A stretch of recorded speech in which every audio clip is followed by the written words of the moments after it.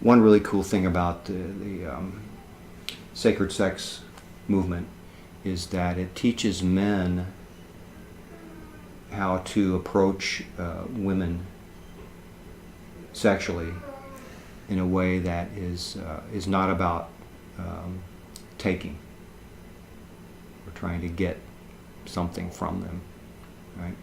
So it's more about like what you're describing, the shared experience in a way that honors the goddess, and she honors the God within you. That's why Tantra is known as, so Tantra is known as the fast track to enlightenment. Because it invites us to embody the goddess and the God within. Just go there. Just go ahead and jump, right? Yeah. So we mentioned that one of our missions in this group is to connect. We connect like we did in our little circle there. We connect through the words, like we spoke some words that now we're more connected because we spoke those words into the group. We'll be connecting through experiences, certain experiential processes and exercises. We'll connect that way as well.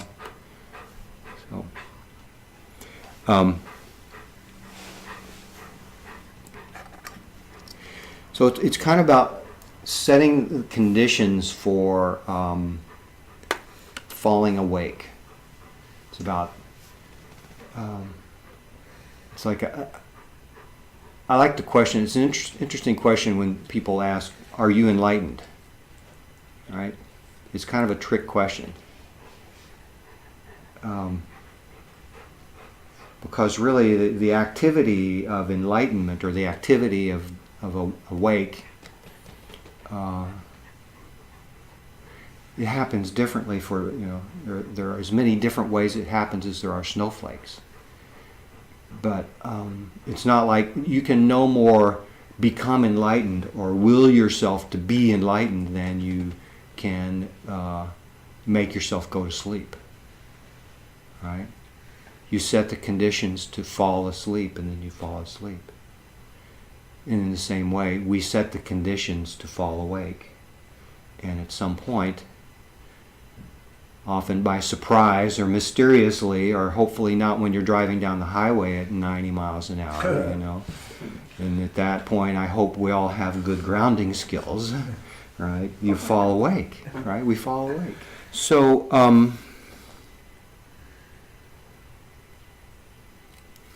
yeah, time to draw on the board.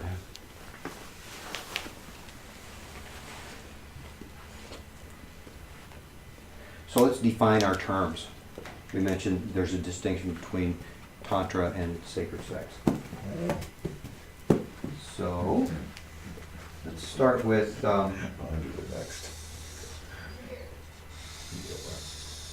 this part. There are three parts. We say mindfulness meets Tantra. Well, those are only two parts, right? The third part is sacred sex. This part is mindfulness. And this is one way of looking at the anatomy of mindfulness. Okay. On one hand, you can kind of look at mindfulness as, well, mindfulness is kind of on a continuum. On the very one far end of the continuum of mindfulness is mindlessness, right? You're just asleep, sleepwalking through life, right? So, but here's one way of looking at it. It's like, here, just at the very tip of this pyramid, is what we know that we know. Right? You know how to drive a car, you know how to speak English, you know how to change the oil in your car maybe, but you may not know how to overhaul the transmission. You may not know how to speak Mandarin Chinese, you may know how to cook Mandarin Chinese, but maybe you don't know how to cook goulash, Hungarian goulash. So there are a lot of things you already know, and you have a lot of information and things you know what to do, right, and how to do them. Then there's a whole lot bigger part of this, right, which is what you know.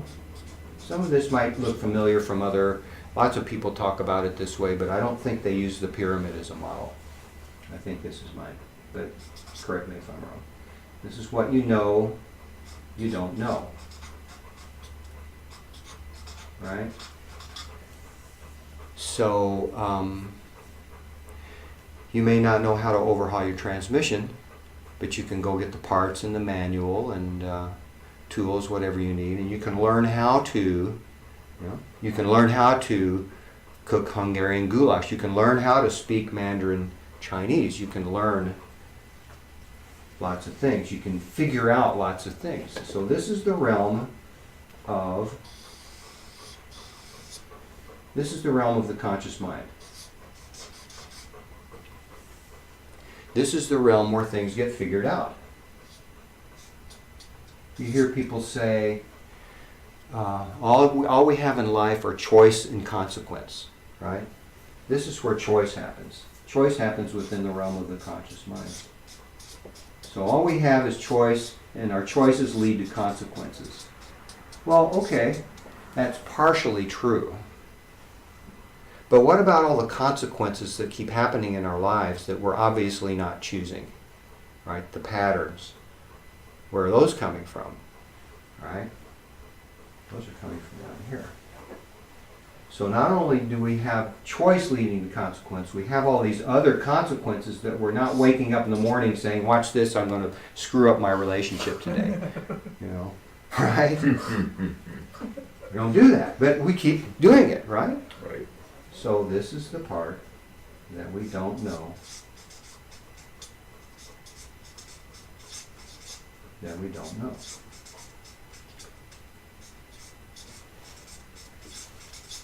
That's the unconscious. All right? So, in psychological terms, unconscious leads to compulsive behaviors, compulsions, right? So that's the other part that leads to consequences in our lives is unconscious compulsion. Right? And there's an extension of this I'll get to in a minute, which is the really powerful part. So, but in any, like a process like this, or working with a shaman or a guru, or going to a sweat lodge, or a vision quest, or taking plant medicine, whatever, one way of looking at that is that what you're doing is you're making Swiss cheese holes here in the veil between here and the conscious mind. It happens in your dreams too. This is where dream images come up through the unconscious and make their appearance in the framework of your conscious mind. Most of that just kind of blows through. It's lost, right? So, but the stuff that isn't lost, the stuff we're working and processing, we learn and we discover things through those Swiss cheese holes, that's where the power is. And that you could say, actually, I would call that's the definition of creativity. That's how creation happens, right? Is new information gets lifted up through the veil between the unconscious and the conscious, gets applied through the conscious mind, yielding generally positive consequences in our lives. Whole new ways of looking at ourselves and our lives and our ways of relating to other people, right? So what's down here?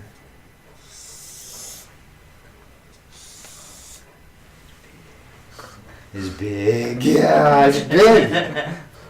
Yeah. It's like the iceberg under the water. Yeah, this is the ice.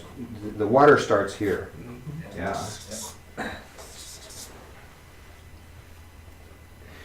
Shinzen Yang, who did the Science of Enlightenment, talked about who knows when we become enlightened, or what we need to do, or what path we have to walk, or levels, or whatever. He talks about a woman, like an old woman who was in one of his satsangs, who spontaneously awakened. And she didn't know a single Sanskrit word, right? She didn't have any of the language. And so all she could say about it was, it's big. Yeah. So what's this?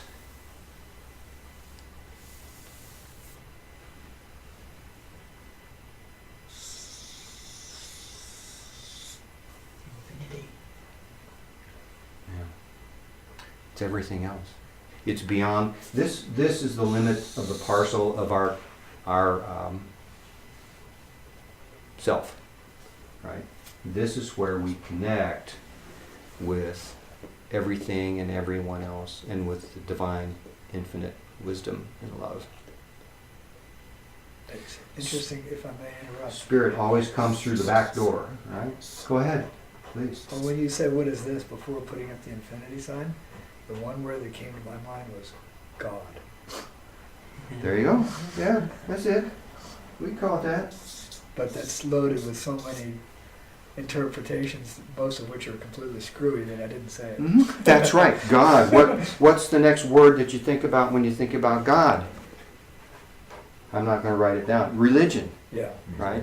Oh no, and you hear people say, "I'm not religious, I'm spiritual." Right? The difference. But let's so one of the qualities of mindfulness is that there is an appearance of things slowing down. They might not be more slow, but our experience of it is that things slow down. Like when our hand reaches for the car door, it's like you see your hand and you feel it on the car door, and you actually have a very intimate experience of your body and your hand opening the car door and petting the dog, and it's like you're really present for that. Yeah. So if we're really mindful about the word religion, and we get to slow our thoughts down about that and look more deeply at the word religion, what is the word when you distill it down to its essence? She won't let you stop. What does religion mean?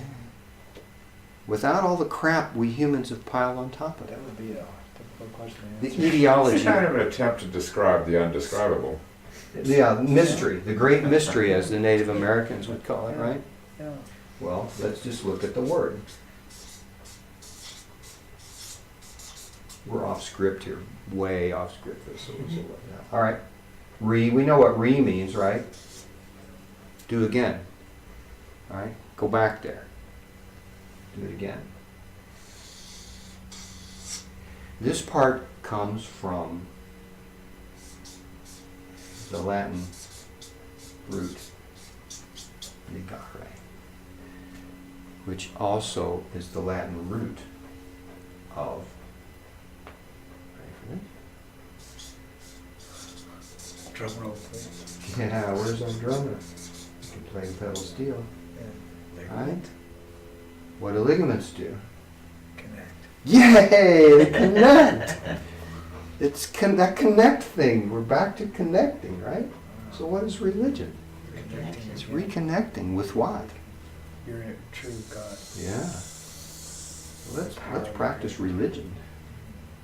Okay, now I've written all over this. It's going to mess up the rest of my chart.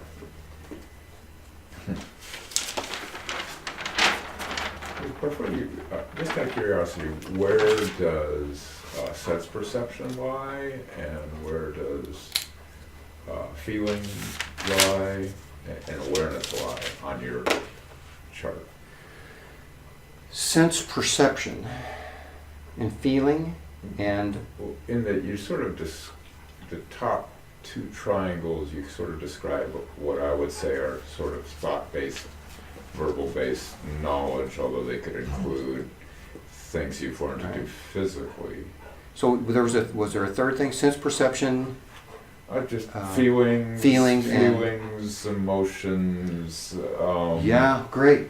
Just wondering in your model there. Let's go with that. I Who mean, knows just where the heck we're going to end up here? So curiosity. yeah, it's in here. It's like when I talk about what you know and what you don't know, It's up. and in this part as well, the emotional realm is included in here, and we can talk a little bit about one way of looking at what emotion is that you'll see will fit in with this framework.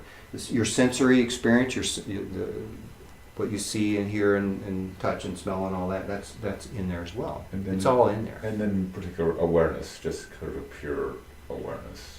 Pure awareness. Well, the awareness of stuff, of feelings, of thoughts, awareness. Well, that's the practice of mindfulness, right? Is so That's- I'm that's the wondering where it is practice. here, Now that where it is in your model. that's what we're talking about. This whole thing is awareness. But let's make a Okay. distinction too. This is cool. We're kind of doing words tonight. It's Yeah. words, whatever, something with words, fun with words. Mhm. What's the difference between mindfulness and awareness?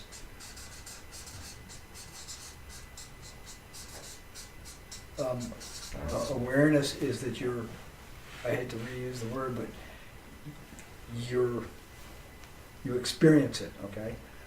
Mindfulness is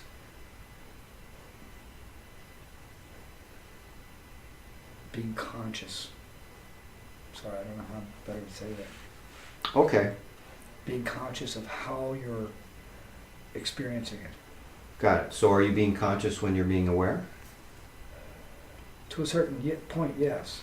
But mindfulness, the way I hear mindfulness, means that you're choosing how that you're choosing to be as aware as you possibly can be.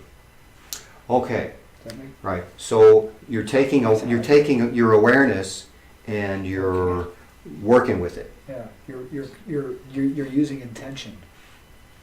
Okay, awareness plus intention. Okay. Okay. That's a very powerful thing. Yeah. But I would suggest that mindfulness plus intention is really a lot more powerful. So Good. let me give you one way. I'm not saying I'm right about any of this, and you can give me your way. Let's see. One way of looking at what mindfulness is, then within the framework of this conversation, is that mindfulness is awareness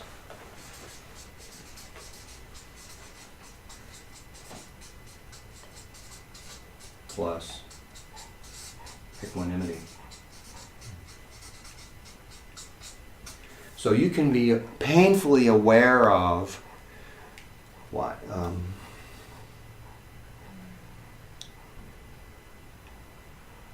Example. What's something that really bugs you? It's really hard. What's one of the hardest things for you to let go of that you have a lot of judgment and resistance on? Physical pain. Physical pain. Oh, okay. Okay. I was going to say moronic drivers. What kind of drivers? People who don't pay their Moronic bills. drivers, people who don't pay their bills, all those, yeah. So that's a quality of awareness that is accompanied by either resistance or attachment or judgment, right? It's not a very comfortable awareness. You feel it in your body somewhere, probably, right? As opposed to equanimity. So do we need to define this term, or are we all? Please. Okay, well, okay. Equanimity, I'm going to define that term by telling a story. In general, what equanimity is allowingness, is a holding a space around, is loosening your grip on and just allowing whatever is so to be like a circle. Christopher Robin and I walked along under branches lit up by the moon.